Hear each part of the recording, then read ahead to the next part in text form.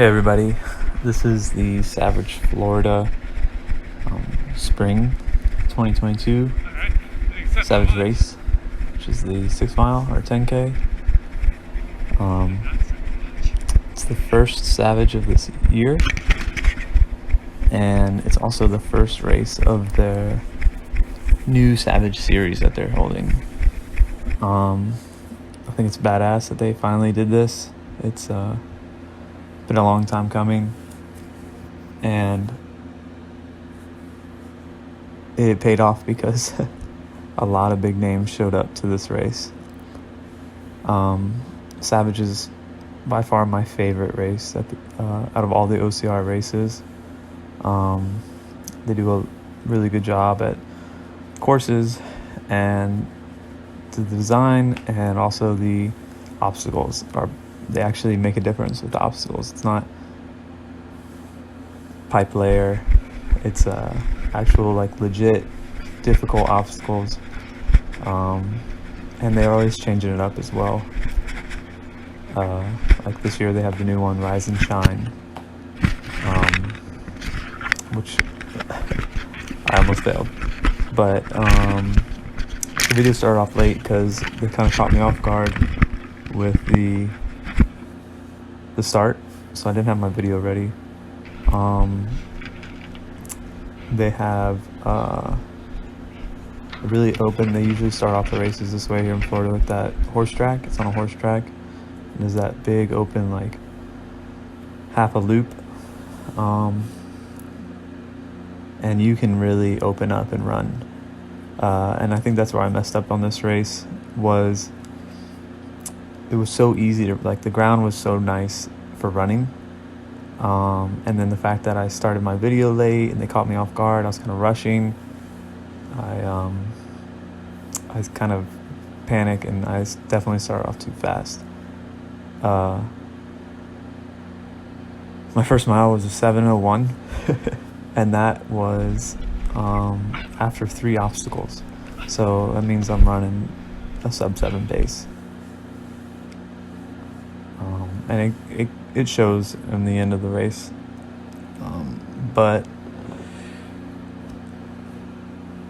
And then also the hype of the big names. I went against my golden rule, and that's to start slow and finish strong.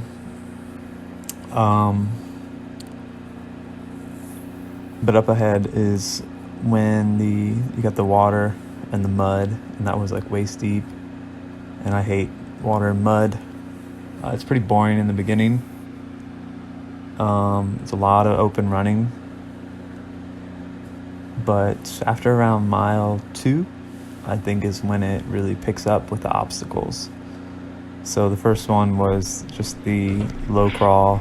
I tried a different tactic of the diving rolling option, and then I ended up losing my camera. Scorn hole, that actually is a really good obstacle. I've seen it. So one thing that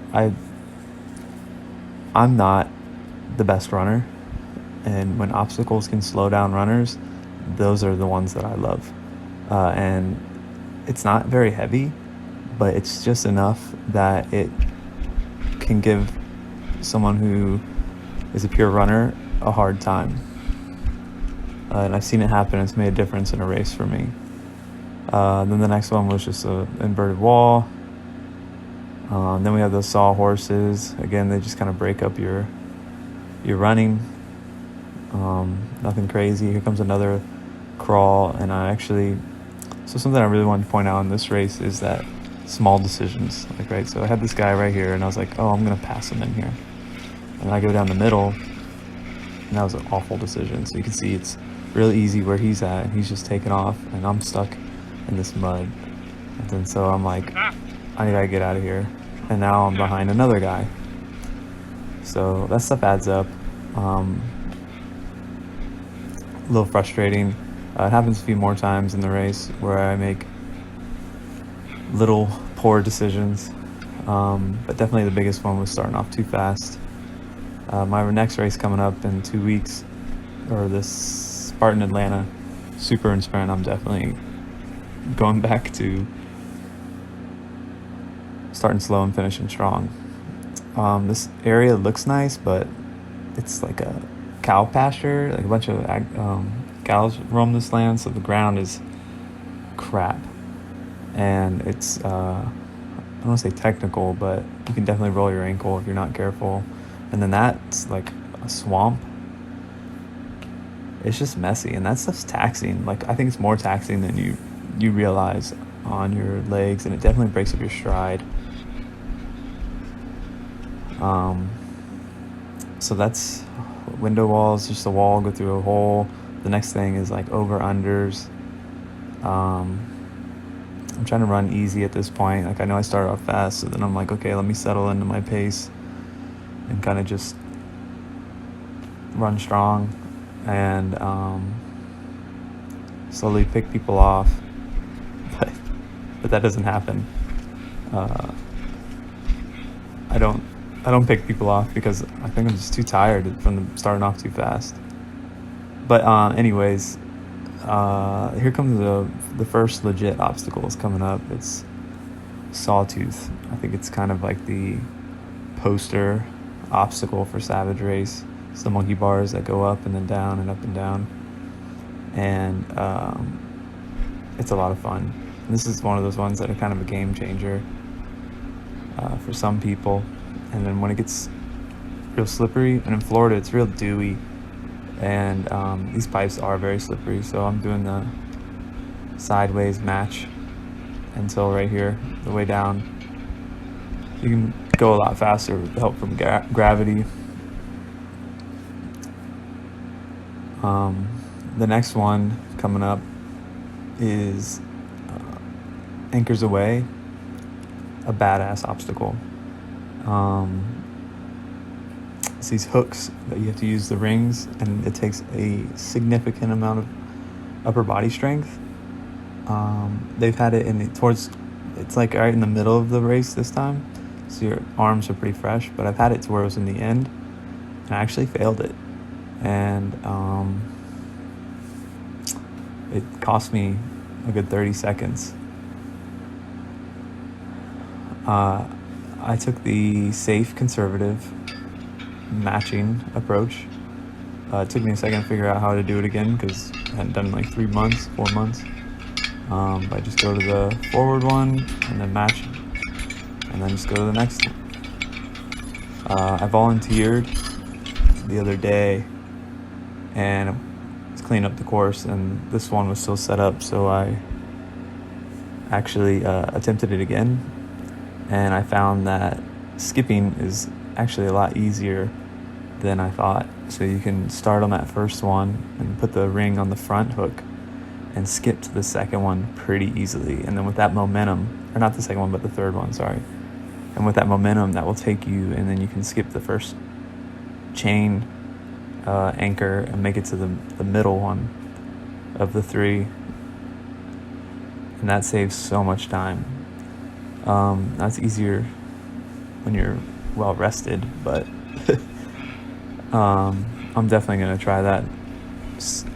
Here comes the rig, the first Savage rig. Those cheese boards were actually really stiff, unlike previous races where they made them really flexible and difficult.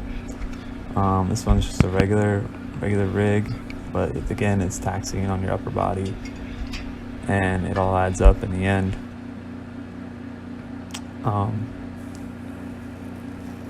But one thing that I noticed looking back at this video, and one thing that I think is great about Savage, is that they're burpees over bands. So you can take risk. You can be aggressive. I just ran Spartan the week before, and those, you kind of have that like, oh, let me take my times, or be more careful and not take risks, because I know that if I fail, I have to do burpees. So it's kind of like that risk versus reward. And with Savage, you can just run and jump and try and go as far as you can, as fast as you can through an obstacle, and if you fail, then just do it again. I mean, it's gonna be tiring, but you can take risk, and if it pays off, then you save a lot of time. So that's one thing I noticed with this, and I'll talk about it again later in another obstacle where I was just being really lackadaisical, I guess. Here's Colossus, nothing crazy here. It's just kind of like a really cool obstacle. And again, another upper body taxiing workout. Something I don't really realize, but like climbing up the rope is easy, but like getting your body over the top wears you out. And then some people are afraid of heights and don't want to go down the slide. They had a replay of on Facebook, and one thing you can notice coming out of that is how slow people come out of the water can kind of determine how tired they are. So I know, like, if I'm taking my time coming out of the water, kind of struggling, then I'm real tired.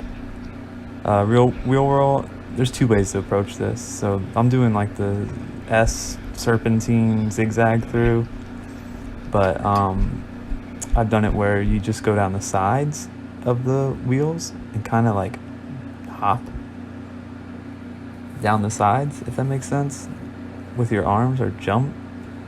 Leon Kofed, this is on his Instagram one day, and I was like, that's the way to do it. And it's like, again, like, I need to be more aggressive on these races, especially with Savage, where you can be more aggressive. So that's actually the first place female who just passed me. I need one thing that was kind of, I guess, encouraging was I saw how fast she was running, and it was obviously faster than me, but not as much as you would think. So it was kind of motivating, like a little bit of extra work, I could probably get my pace back up and do really well, because I think she got 20th for overall, and I got 30th. So that was Twin Peaks. That's another one that's kind of deceptively difficult getting over that. Here's another thing they love to do: throw you through some mud, slow you down, wear you out, break up your pace. Here's where I noticed I was getting tired, is I'm not rolling through this like I was in the beginning. I'm kind of just like slow crawling, real tired. I'm not really getting over this wall aggressive. And I think there's like 1.5 miles left in this race, so I was like, I'm in trouble. And this guy in the white, I've been running with him the entire race, and we actually finished kind of together. Whereas I believe last Savage, I was able to, when I ran slow in the beginning and finished strong, I caught him like within the last half mile and was able to make a huge difference in our time. Like, I think I beat him by like a minute or so. So maybe he's gotten faster, or I ran the race worse, who knows. Block party, it's not that difficult. That guy decided to sit down, and see how long it took him. I don't know why he did that. That was obviously the wrong move. Picking it up, kind of walking back and pulling at the same time is 100% the way to go. That sitting down tactic was, I don't know, he got there well before I did, and then I left there well before he did. This one is actually difficult. It gave Nick Riker some trouble, but there's those little slots in the wood, and then you can hold on to that blue really easily with your arms, and then I just try and jump and skip.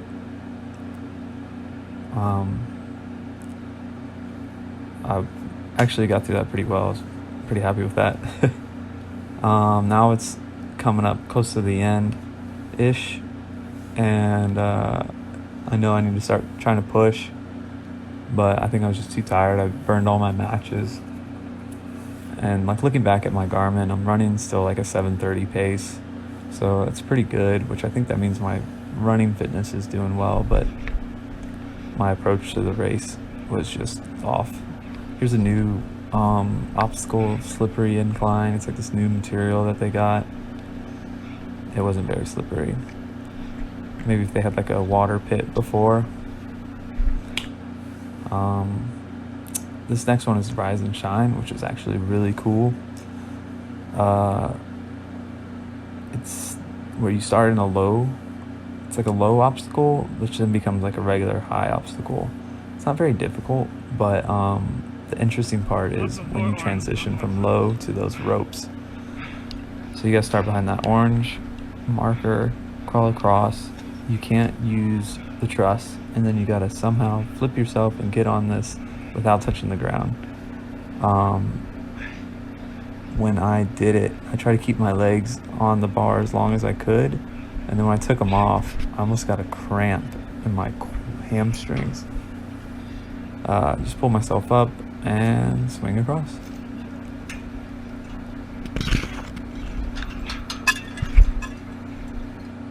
Now we're coming up on mile 5, and it's real easy running at this part.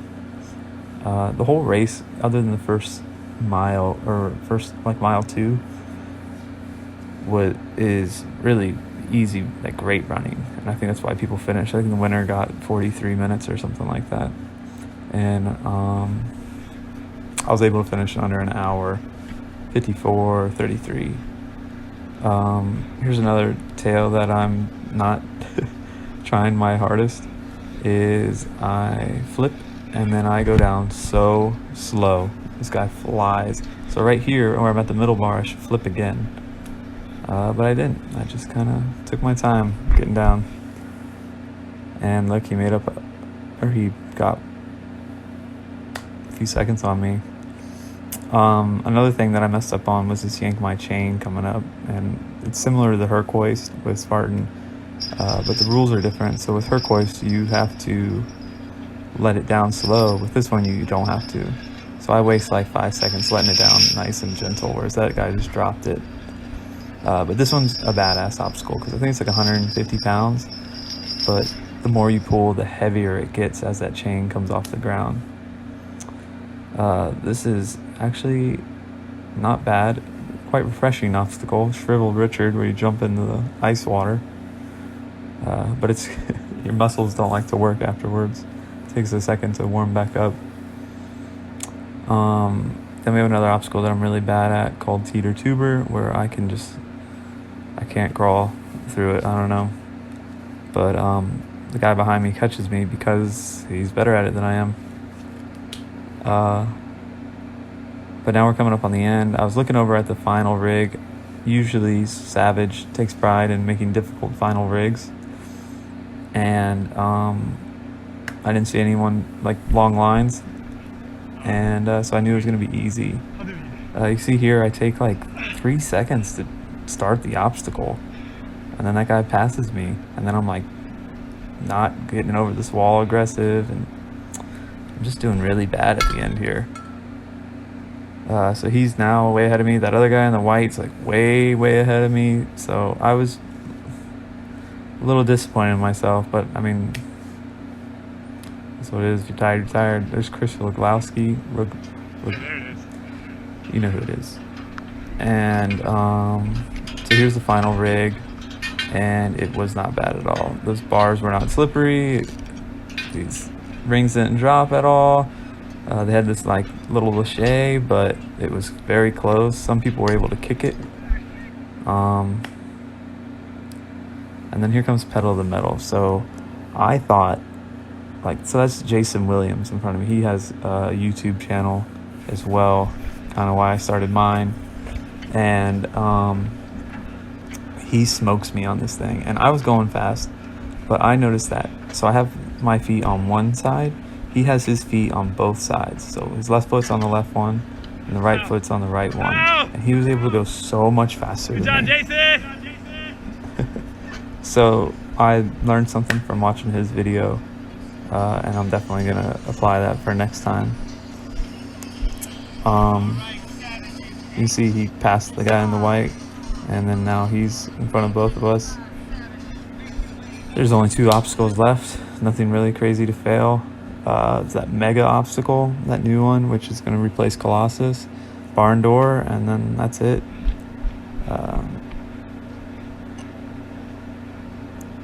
another place I could have been more aggressive. I was watching Ken Corgliano get down this in the replay, and he rolls twice down this, whereas I just take my time. So, I mean, I knew I wasn't going to get first. I knew I wasn't going to get an age group podium. There's my wife over there and my son. So maybe that's why. Who knows? But come next week, Atlanta, I'm definitely going to do a lot better. But overall, it was a great race. Great course design. Great obstacles. Good job, Savage. And next one I'm running is in Charleston.